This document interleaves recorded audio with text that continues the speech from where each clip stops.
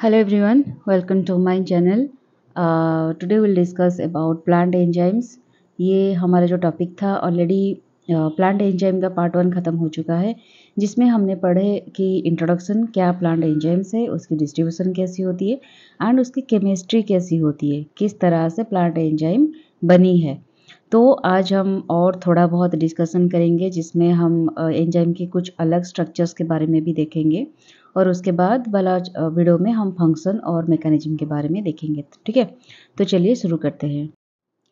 दोस्तों, यहाँ पे हमने पढ़ा था पिछले स्लाइड में, पिछले वीडियो में कि हम एंजाइम के डिफरेंट केमिस्ट्री थे, जैसे कि हम सिंपल एंजाइम्स के बारे में पढ़े, कंजुगेटेड एंजाइम्स के बारे पढ़े। तो उसी तरह एंजाइम्स के और कुछ फॉर्म्स भी होते हैं। तो पहले जो फॉर्म है वो है आइसो एंजाइम।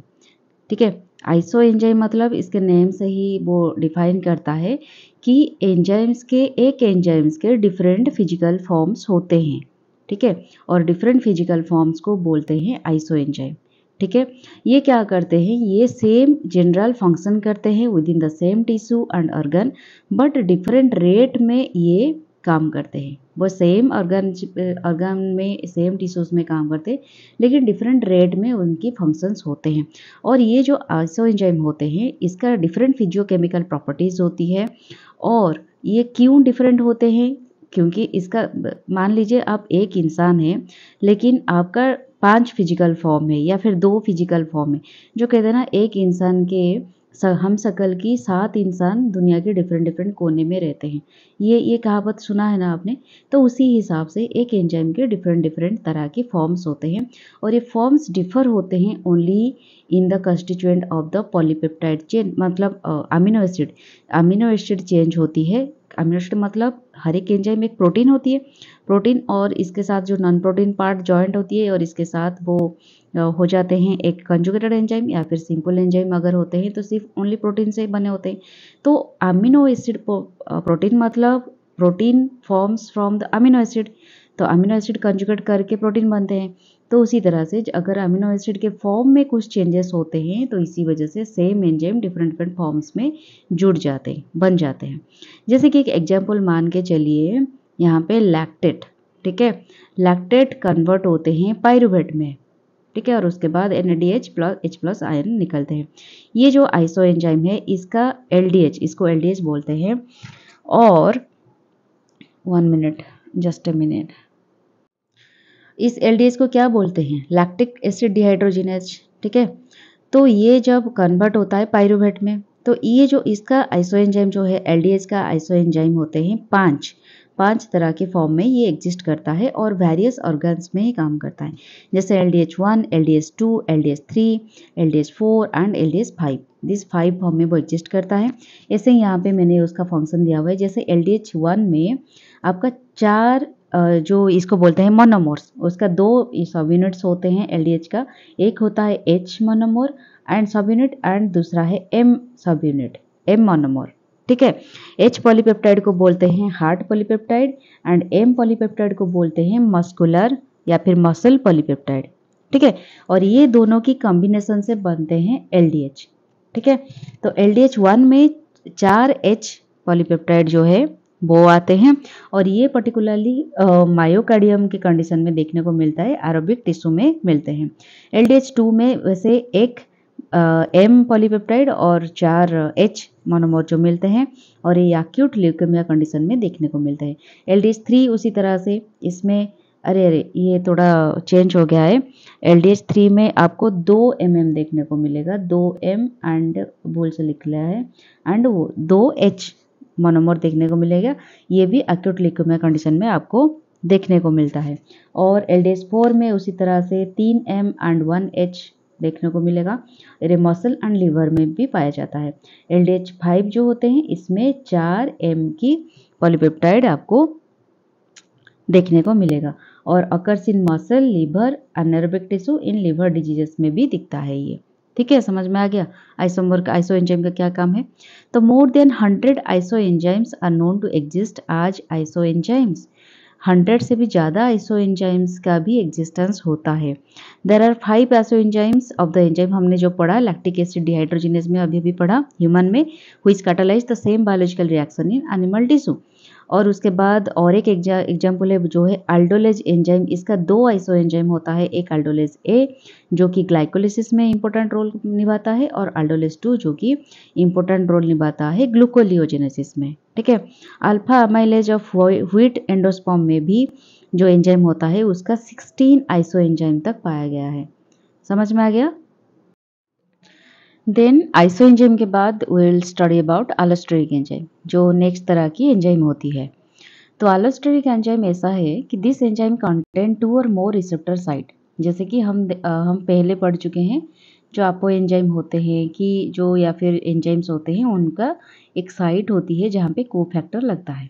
ठीक है, लेकिन ये जो एलोस्टेरिक एंजाइम होते हैं उनके 1 से 2 से ज़्यादा रिसेप्टर साइट होते हैं जो कि ज्योमेट्रिकली डिफरेंट होते हैं एंड नॉन ओवरलैपिंग। मतलब नॉन ओवरलैपिंग मतलब एक अगर इधर होता है एक उधर होता है। ठीक है, जैसे कि इस डायग्राम में आप देख सकते हो, एक साइट एक्टिव होती है and other are allosteric site और रेगुलेटरी साइट। एक साइट एक्टिव होती है मतलब इस साइट पे आपकी जो सबस्ट्रेट लेवल लगती है। ठीक है, तो और एक साइड रेगुलेटरी होती है, वहाँ से सब कुछ रेगुलेट होता है। रेगुलेटरी मतलब वहाँ से एक्टिव जो इनहिबिटर हो गया या फिर एक्टिव साइट यहाँ पे लगती है, तो इसी वजह से इसको एलोस्टेरिक साइट और रेगुलेटरी साइट कहते हैं। और इसको रेगुलेटर करने की और एक भी वजह है, क्योंकि यहाँ पे जो भी अगर इनहिबिशन साइट लगती है तो इसका स्ट्रक्चर कुछ डिफरेंट होती है, एक्टिवेशन साइट लगती है तो इसका स्ट्रक्चर डिफरेंट होती है, तो यहाँ से सब कुछ रेगुलेट होता है। ठीक है, तो एलोस्टेरिक साइट ओनली रेस्ट्रिक्टेड होता है टू एलोस्टेरिक एंजाइम्स। ये जो एलोस्टेरिक साइट है इसको एक हो गया आपकी एक्टिव साइट, ठीक है, और एक हो गया आपकी एलोस्टेरिक साइट। और allosteric site only restricted to allosteric enzymes. जो एंजाइम यहाँ पे लगती है इसको एलोस्टेरिक एंजाइम कहते हैं। Substrate do not bind to allosteric site. ये जो सबस्ट्रेट होती है जहाँ पे वो लग के प्रोडक्ट क्रिएट होती है, ये कभी यहाँ पे एलोस्टेरिक साइट में नहीं लगती, वो हमेशा एक्टिव साइट में लगती है। ठीक है, they only bind to active site but this site is occupied by activators and inhibitors. Sorry, ये थोड़ा 1 मिनट। लेकिन क्या होता है, ये जो साइट होती है ये साइट हमेशा या सबस्ट्रेट हमेशा एक्टिव साइट में लगता है, लेकिन क्या होता है ना, ये एक्टिव साइट हमेशा मतलब हमेशा ऑक्युपाइड होती है एक्टिवेटर से या फिर इनहिबिटर से। कैसे, ये आगे थोड़ा पढ़ेंगे। सब्सटेंसेस जो भी एक्टिवेटर्स है या फिर इनहिबिटर्स है, ठीक है, which bind to allosteric site and cause reverse changes in enzyme structures are called allosteric substances और modulators। जो भी देखिए, ये एक इनहिबिटर हो सकता है, ये एक एक्टिवेटर हो सकता है जो कि लगेगा एलोस्टेरिक साइट में। एलोस्टेरिक साइट में अगर ये लग जाता है तो अगर एक्टिवेटर लगता है तो भी इसका स्ट्रक्चर चेंज हो जाता है। ठीक है, अगर इनहिबिटर लगता है तो भी इसका स्ट्रक्चर चेंज हो जाता है, तो जिसके वजह से इसको इसी वजह से कहते हैं एलोस्टेरिक सब्सटेंस और मॉड्यूलेटर्स। और जो फेनोमेनन क्रिएट होता है उसके बाद उसको बोलते हैं एलोस्टेरिक ट्रांजिशंस, और इसको बोलते हैं मॉड्यूलेटर्स। हमने पढ़ा अभी अभी। और मॉड्यूलेटर्स 2 तरह के होते हैं, एक होते हैं पॉजिटिव मॉड्यूलेटर्स और दूसरा होता है नेगेटिव मॉड्यूलेटर्स। जो एक्टिवेटर होते हैं एलोस्टेरिक एक्टिवेटर्स उसे कहते हैं पॉजिटिव मॉड्यूलेटर, और जो इनहिबिटर होते हैं उसे कहते हैं एलोस्टेरिक इनहिबिटर्स। उसको मैकेनिज्म थोड़ा डिटेल्स में पढ़ते हैं नेक्स्ट स्लाइड में। यहाँ पे देखिए, such enzyme is active only when its regulator site is occupied by an activator. देखिए, मान के चलिए ये एक यहाँ पे डिफरेंस तरह से मैं डिफरेंस की तरह से यहाँ पे दी हूँ इमेजेस को, थोड़ा इन्फोग्राफ में यहाँ पे कंसंट्रेट कीजिए। ये हो गया एलोस्टेरिक इनहिबिटर, ये थोड़ा एक एंजाइम है, ये एक हमारा साइट है। ठीक है, यहाँ पे आपका एंजाइम में ये एक्टिव साइट है, ये आपका एलोस्टेरिक साइट है। ठीक है, एक्टिव साइट में आपका सबस्ट्रेट लगेगा, एलोस्टेरिक साइट में इनहिबिटर लगेगा या फिर आपका एक्टिवेटर लगेगा। तो हम इनहिबिशन से स्टार्ट करते हैं।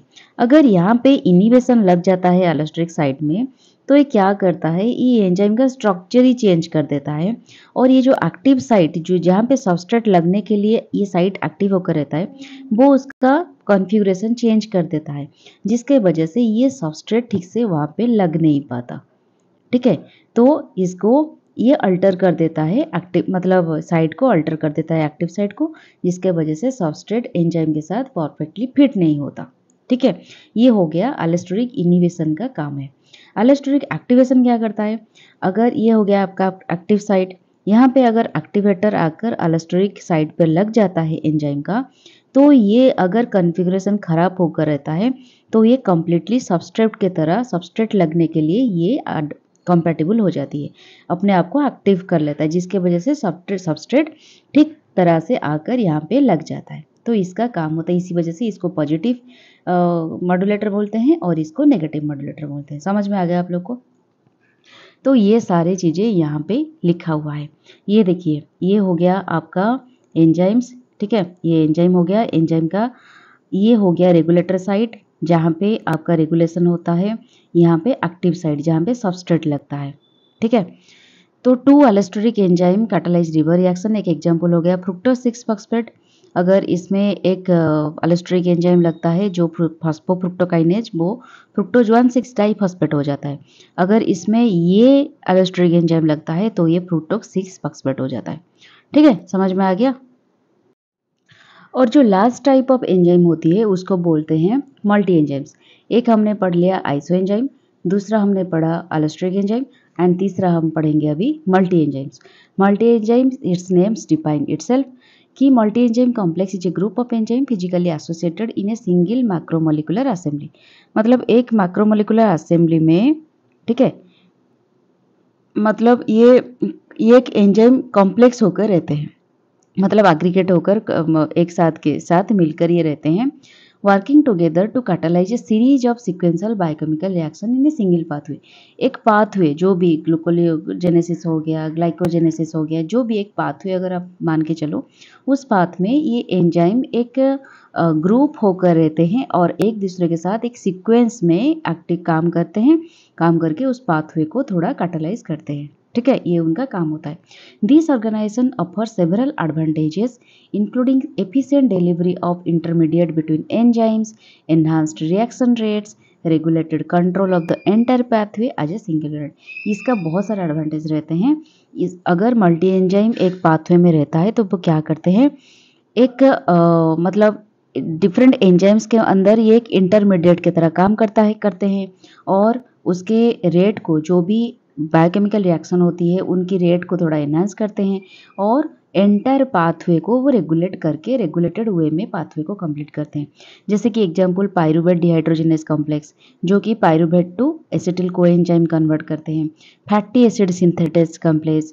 तो ये सारी चीज़ें होते हैं जहाँ पे मल्टी एंजाइम का काम होता है। तो ये हो गया हमारा एंजाइम का स्ट्रक्चर। हम नेक्स्ट वीडियो में पढ़ेंगे किस तरह की उनकी क्या मोड ऑफ एक्शन होती है, मैकेनिज्म होती है, क्लासिफिकेशन होती है, इसके बारे में आगे पढ़ेंगे। तो stay tuned with my channel for the next video. Video कैसा लगा मुझे ज़रूर कमेंट बॉक्स में बताना। तो tata bye bye, take care.